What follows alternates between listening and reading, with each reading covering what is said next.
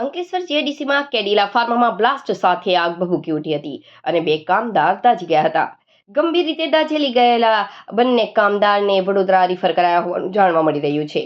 પ્લાન્ટમાં રહેલ કંપનીનું મોનોપોલી યુક્ત કેમિકલ પાણીના સંપર્કમાં આવ્યા બાદ હીટ પકડી બ્લાસ્ટ થયા બાદ આગ લાગી હતી. ડીસ, જીપીસીબી અને પોલીસ દ્વારા તપાસ શરૂ કરાઈ હતી. બનાવની વિગતો અનુસાર અંકલેશ્વર જીઆઈડીસીમાં બપોરના સમયે કેડિલા ફાર્માસ્યુટિકલ કંપનીના MPP2 પ્લાન્ટમાં કેમિકલ લોડિંગ કરવાની કામગીરી ચાલી રહી હતી. તે દરમિયાન અચાનક બ્લાસ્ટ થતાં પ્લાન્ટમાં આગ લાગી હતી. આ ઘટનાના પગલે કંપની પરિસરમાં અફરાતફરી મચી ગઈ હતી. આ અકસ્માતમાં દેવલ પ્રસાદ પ્રકાશસિંહ રહેવાસી સોનમ સોસાયટી ગડખોલ અને ભાઈલાલ પરમાર રહેવાસી અંદાડા ગંભીર રીતે દાઝી ગયા હતા. તેને પ્રાથમિક સારવાર માટે ભરૂચ ખસેડાયા બાદ વધુ સારવાર માટે વડોદરા રિફર કરવામાં આવ્યા છે. તબીબોના જણાવ્યા અનુસાર બંનેની હાલત નાજુક છે. આગ લાગતા કંપની ફાયર ટીમ દ્વારા આગ પર કાબુ મેળવવાના પ્રયત્નો શરૂ કર્યા હતા.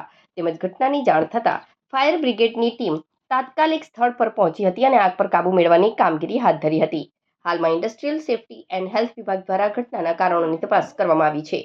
જીપીસીબી અને પોલીસે પણ આ મામલે તપાસ હાથ ધરી છે. આ મામલે ડીસના અધિકારીએ જણાવ્યું હતું કે કંપનીના મોનોપોલી યુક્ત કેમિકલ પાણીના સંપર્કમાં આવ્યા બાદ તેના રિએક્શનને લઈ બ્લાસ્ટ સાથે આગ લાગી હતી. જ્યાં કામ કરી રહેલા બે કામદારો દાઝી ગયા હતા, જેઓ સારવાર હેઠળ અને હાલ તેમની હાલત સ્ટેબલ હોવાનું જાણવા મળી રહ્યું છે. ઘટનાની તપાસ ચાલી રહી છે. હાલ ઘટના સ્થળે જેસે રાખવા તાકીદ કરાઈ છે.